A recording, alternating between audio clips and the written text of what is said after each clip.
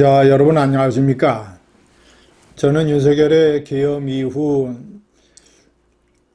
계몽령을 옹호하고 그리고 탄핵에 반대하는 이 극우 세력들을 강력하게 비판을 해오고 있습니다.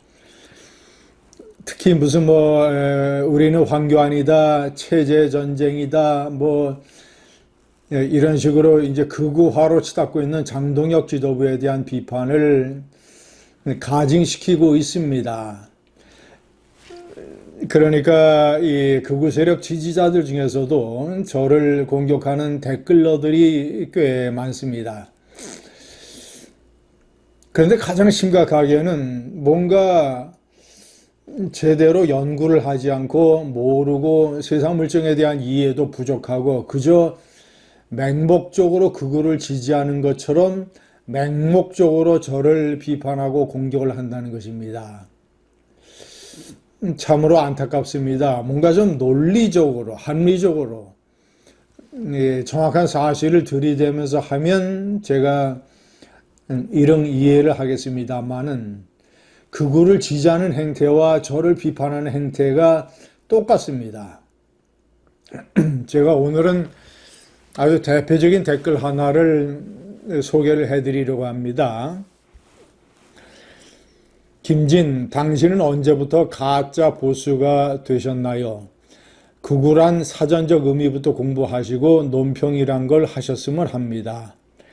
또한 당신의 논리대로면 광화문 집회도 극우 집회인데 그렇다면 당신이 광화문 집회 연단에 올라 좌파 진영을 맹폭했던 것은 어찌 설명할 건지.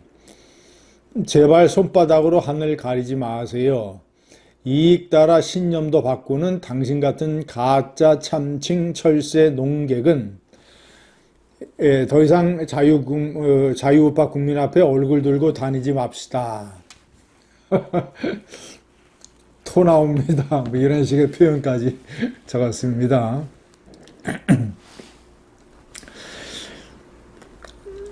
시청자 여러분, 나름대로 이 사회적으로 활동을 하는 비평가가 어떤 중요한 사건이나 세력에 대해서 시각을 완전히 바꿀 때는 우선 첫째는 그가 왜 어떤 동기로 그렇게 바꾸게 되었는가를 관찰을 해야 됩니다. 그리고 나서 그것이 이해가 안 될 때 공격에 나서야 됩니다. 제가 왜 180도 바뀌었는가? 윤석열에 대한 생각, 그리고 국힘, 보수 세력, 극우 세력, 윤석열 지지 세력에 대한 생각을 내가 윤석열의 계엄을 계기로 왜 바꿨는가를 제가 여러 차례 설명을 했습니다. 그런 동영상도 올렸습니다. 물론 동영상을 못 봤을 수도 있죠.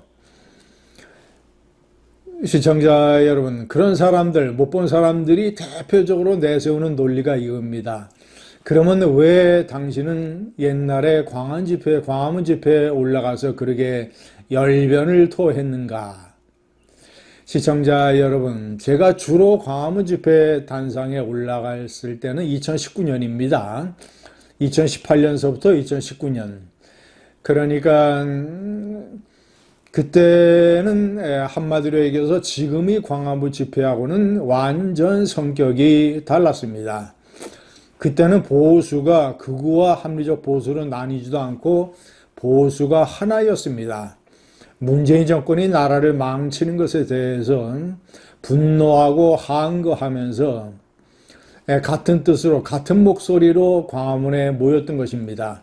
단골 집회 참여자뿐만 아닙니다. 평생 그런 집회에 처음 나가는 사람들도 많았습니다. 막판에 제가 2019년 가을 밤에 그 집회에 나가서 단상에 올라서 연설할 때는 그때는 거의 10만에서 20만 가까운 인파가 저쪽 숭례문까지 가득 광화문 대로를 메웠습니다. 그런 사람들은 문재인이 나라 망치는 것에 분개하고 분노해서 보수가 한마음이 돼서 나갔던 것입니다. 제가 그래서 기억합니다. 어느 가을밤이었습니다. 가장 그 사람들을 분노하게 만든 것은 문재인이 나라를 망친 것 중에서도 조국을 옹호하고 감싸서 국가의 도덕성을 난도질한 도저히 조국 사태를 보면서 이제는 도저히 참을 수가 없다. 이거는 너무 심하다. 문재인이가 레드라인을 넘었다. 나라가 진짜 망하는구나.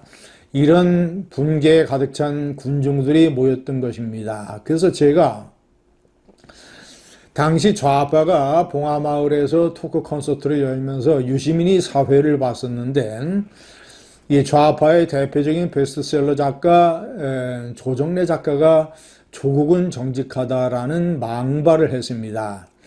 그래서 제가 광화문 집회, 그 야간 집회, 늦가을 밤, 그 집회에서 이문열 선생이 단상에 제 옆에 앉아 있었는데, 제가 연설할 때 이문열 선생을 무대 앞으로 이렇게 손을 잡고 초치를 해서 제가 손을 같이 들면서 이렇게 외쳤습니다.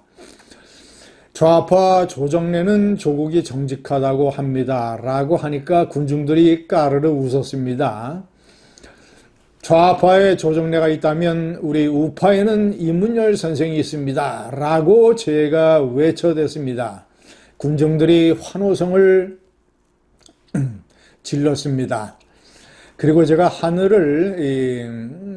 군중들의 핸드폰 라이트를 켜서 하늘을 비추자고 했습니다. 하늘에 있는 이승만 대통령과 박정희 대통령이 우리들을 내려다보면서 문재인 정권의 나라 망치기로부터 우리를 구해달라고 부탁하자고 얘기를 했었습니다. 시청자 여러분, 그때는 연사나 그리고 광화문 집회를 대표적으로 주도했던 전광훈 목사나 신자들이나 아니면 그런 것과 관련 없는 순수한 집회 참여자들이나 그리고 맨 대열의 맨 앞에서 그 집회를 보고 연설을 들었던 황교안 대표와 나경원 원내대표, 이런 사람들 모두 다 한마음 한뜻이었습니다. 그래서 제가 외쳤습니다. 황교안 대표 그리고 나경원 원내대표를 앞장세워서 내년, 그러니까 2020년 총선에서 승리하자라고 제가 외쳤습니다. 모든 것이 2020년 4월 총선 이후에 등장한 부정선거 음모론서부터 망가지기 시작했습니다.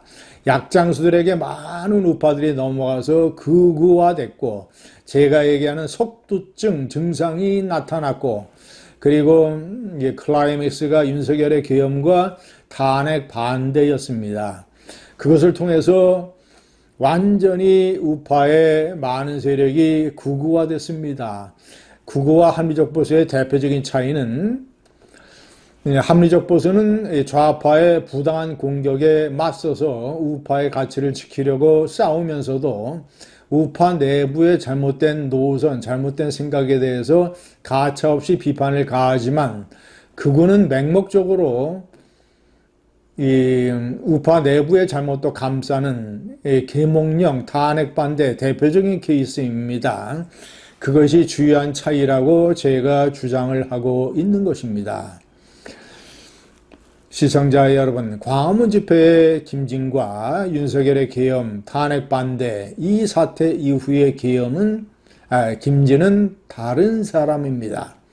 우파와 극우 세력과 윤석열과 그런 역사의 소용돌이에 대해서 다른 생각을 가지고 합리적 보수의 기준으로 이 극우 세력을 철저하게 비판을 하고 그들을 역사의 뒷간으로 돌리고 합리적 보수 세력 한동훈 전 대표를 앞장세워서 합리적 보수가 국힘의 주도 세력이 돼야 된다고 생각하고 있는 김진은 윤석열 계엄 이전의 김진과는 다른 김진입니다. 저를 공격하는 댓글러들은 제가 왜 그런 사고의 변천 과정을 거쳤으며 어떤 논리와 사실로 그것을 제가 정당화하고 있는지를 연구하시기 바랍니다. 감사합니다.